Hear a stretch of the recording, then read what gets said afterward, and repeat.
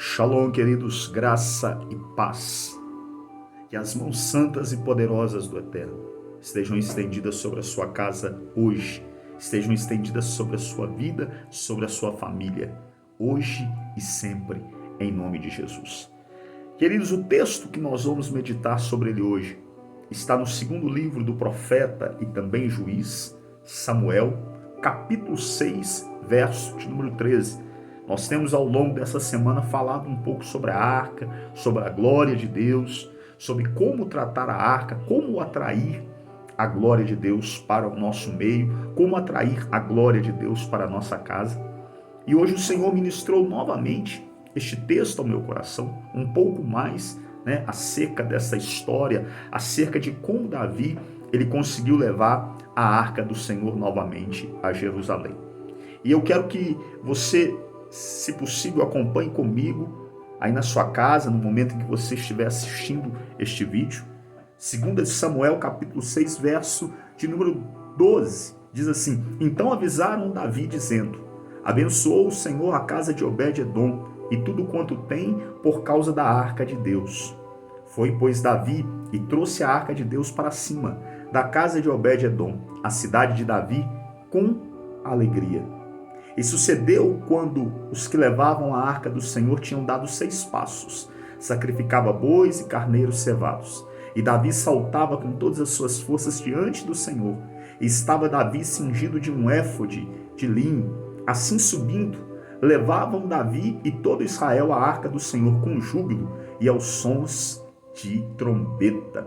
E sucedeu que, entrando a arca do Senhor na cidade de Davi, Mical, a filha de Saul, estava olhando pela janela, e vendo o rei Davi, que ia bailando e saltando diante do Senhor, o desprezou no seu coração. E introduzindo a arca do Senhor, a puseram no seu lugar na tenda que Davi lhe armara, e ofereceu Davi ofertas pacíficas e holocaustos perante o Senhor. Queridos, nós temos no mesmo texto, neste capítulo 6 do segundo livro do profeta Samuel, nós temos 2 tentativas de Davi de levar a arca do Senhor para Jerusalém, para a cidade de Davi. E nós conhecemos a história, nós sabemos que a primeira tentativa ela foi frustrada. Infelizmente, Davi ele cometeu alguns erros que custaram a vida de um homem, a vida de Uzá, um dos filhos de Abinadab.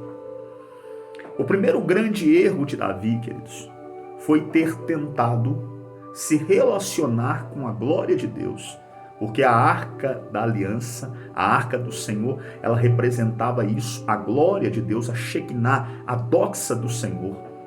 Ela representava a glória de Deus, e o primeiro erro de Davi foi tentar relacionar-se com a glória de Deus, com a presença de Deus, da mesma maneira como o mundo se relaciona. Porque ele tentou levar a arca da mesma maneira que os filisteus, quando ganharam a guerra de Israel, lá com os filhos de Eli, Ofni e Finéias, ele fez da mesma maneira que os filisteus, que ao ganhar a guerra contra Israel, levou a arca como despojo, e a levou em um carro de bois, em um carro novo, um carro de bois. E Davi ele tentou levar a arca para Israel do mesmo jeito que os filisteus. E isso custou a vida de um homem. Porque nós jamais atrairemos a arca de Deus para nós do jeito mais fácil, pegando atalhos, imitando o mundo. Mas para atrairmos a glória de Deus para nós, para o nosso meio, a primeira coisa, temos que entender que Ele é um Deus santo. O fato dos levitas não poderem tocar na arca, só poderem carregar a arca segurando nos varais, fala, queridos, de algo, aleluia, que é imutável. O fato de que o profano não se mistura com o santo. O fato de que Deus ele é santo. E sem a santificação nós jamais veremos a Deus, nós jamais entraremos na presença do Senhor. Então fala da forma separada da forma santa como nós devemos nos relacionar com Ele. Mas não é da tentativa mal sucedida que eu quero falar. Eu quero falar daquela na qual Davi obteve êxito. Porque diz o texto sagrado que depois de 3 meses que a arca permaneceu ali na casa de Obed-edom.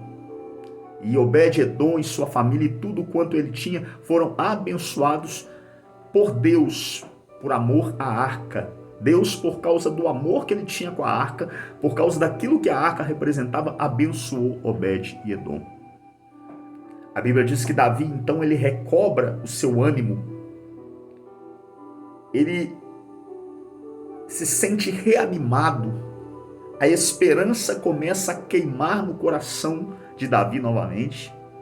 E ele então propõe no seu coração empreender uma segunda comitiva para trazer a arca do Senhor para a cidade de Davi, para Jerusalém. Mas percebam, queridos, agora Davi faz do jeito certo. Agora Davi ele já não imita mais o mundo. Davi ele entende, aleluia, que para trazer a arca do Senhor para a cidade de Davi, para trazer a glória de Deus para perto dele, para a cidade de Davi, tinha que haver sacrifício. Ele não podia pegar atalhos, ele não podia fazer do jeito mais fácil. Então a Bíblia diz que Davi ele reúne os levitas, e os levitas com reverência, de acordo com o que está na palavra de Deus, de acordo com a maneira como aprova o Eterno ter a sua glória conduzida. Os levitas, eles tomam a arca no ombro. Isso fala de sacrifício, isso fala de serviço. Isso fala de algo, queridos, que nos é caro. Que nós vamos ter, aleluia, que pagar um preço. No sentido de nos adequarmos ao padrão de Deus, para podermos conduzir e termos no nosso meio a sua Shekinah, a sua glória, a sua presença. Davi então ele chama, aleluia, os levitas. E diz a Bíblia que a cada 6 passos que os levitas dão, os chofaristas tocam os seus chofás. Ora labandaragasuri andarai.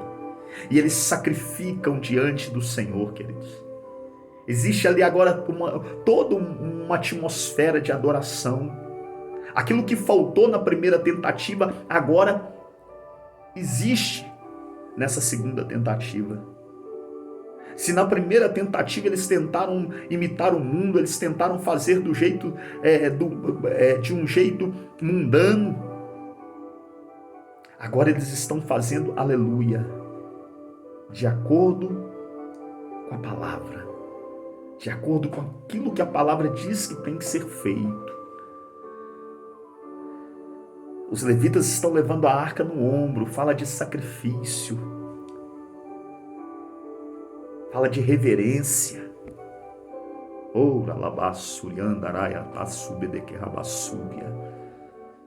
A cada 6 passos, os chofaristas tocam.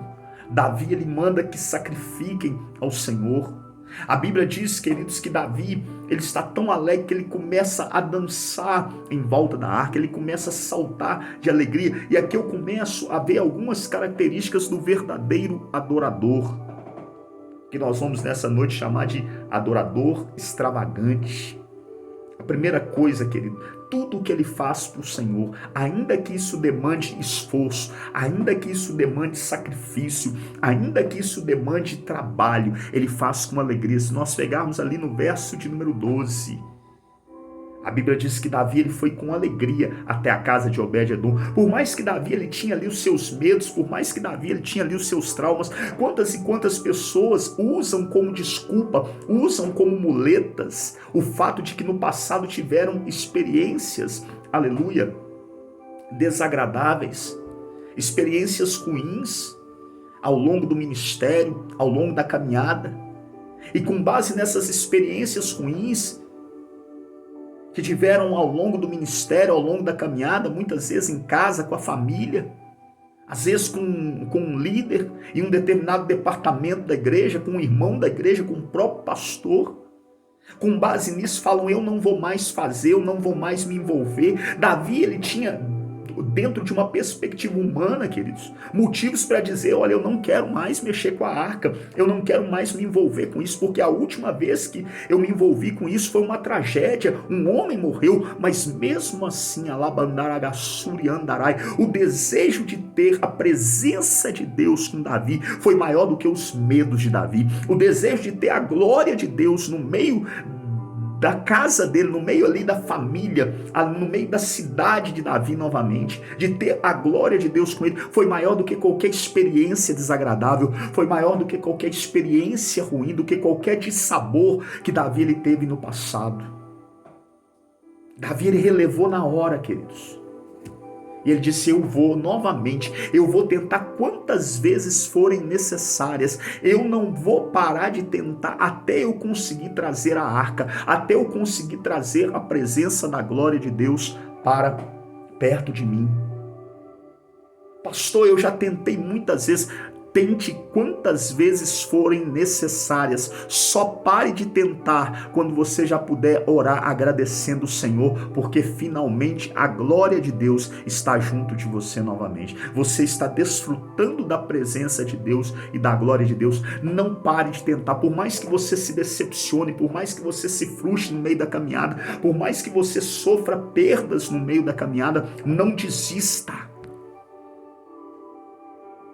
Vai ser difícil, vai ser pesado. Em alguns momentos eu imagino ali o peso da arca, o cansaço da viagem. Certamente fez com que aquela arca fosse se tornando mais pesada a cada 6 passos que aqueles homens davam. Mas a Bíblia diz que ainda assim Davi ele continuou, aleluia, ordenando que os chofaristas tocassem o chofar. Ele continuou com alegria, ele continuou, aleluia, se alegrando ali diante da arca. Ele continuou, queridos, aleluia, glória a Deus,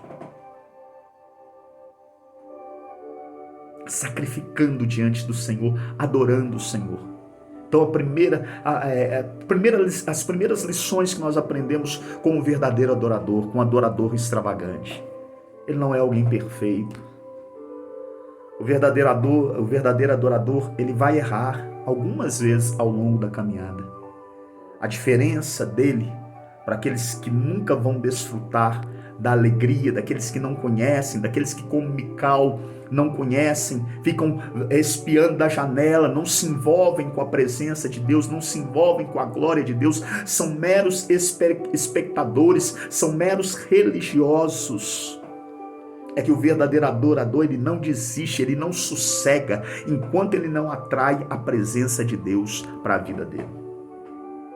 O verdadeiro adorador vai errar, o verdadeiro adorador vai sentir medo, o verdadeiro adorador ele vai se entristecer ao longo da caminhada, ele vai se decepcionar com as pessoas, ele vai ter que aprender com as suas derrotas. Davi aprendeu, Davi só conseguiu trazer a arca porque ele soube tirar uma lição da derrota que ele sofreu quando ele tentou trazer a arca pela primeira vez. Ouça o que eu estou te dizendo nessa noite. Existem vitórias que você só vai alcançar se você souber tirar lições das experiências amargas, das experiências tristes que você vai ter ao longo do processo, ao longo da trajetória. Davi ele conseguiu tirar uma experiência, uma lição de toda aquela tragédia que ele sofreu ao longo da trajetória para levar a arca até a cidade de Davi.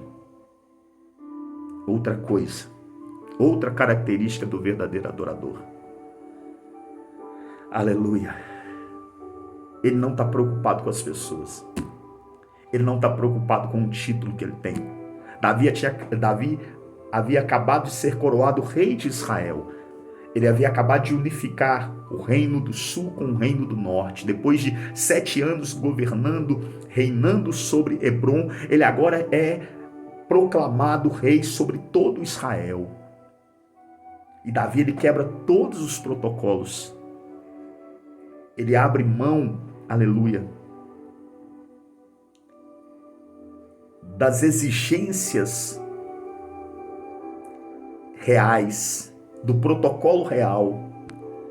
E diz a Bíblia que ele Ele se despe ali da sua capa, ele tira a sua capa, ele tira ali o seu manto de monarca e ele começa a dançar na presença da arca. Ei, querido, a presença e a glória de Deus é muito mais importante do que o teu título, é muito mais importante do que a tua fama, é muito mais importante, aleluia, do que aquilo que as pessoas pensam a teu respeito. Davi naquela hora não estava preocupado com o pensamento das pessoas, ele não estava preocupado com o protocolo real, ele só queria demonstrar a sua alegria diante de Deus.